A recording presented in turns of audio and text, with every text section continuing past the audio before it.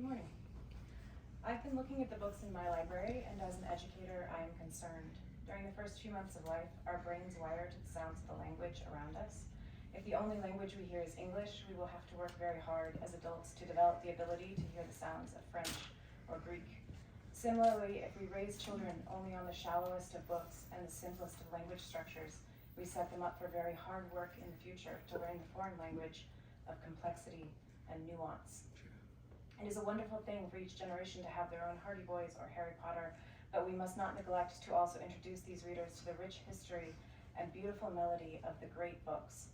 We do not want to be guilty of telling children that the great books aren't for them, that if the authors didn't look like them, that means they didn't write for them.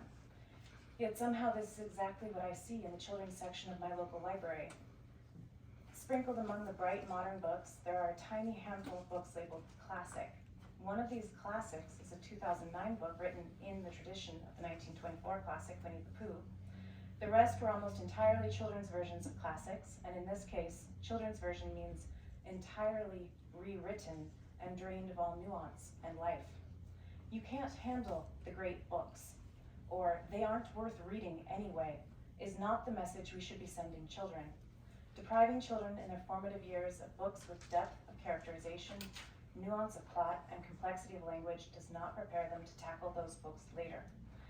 Literature is the memory of a culture. It weaves a conversation across generations. The great books have a profound and immeasurable impact on countries and individuals alike. The books that have stood the test of time shape who we are and how we understand the world. It is vitally important that our libraries work with parents to share this memory with children, to bring children into this conversation, not to discourage children from reading these books and tell them that this conversation is closed to them.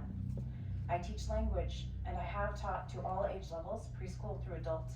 Our children need to be introduced to the beauty of language, the delight of a well-crafted argument, the wonder of a story that enchanted their parents and their grandparents before them. Please bring more great books into the libraries, into the children's section and the young adult section, and give them pride of place. Highlight them as the wonders that they are, so that they are easily found and enjoyed by a new generation of readers.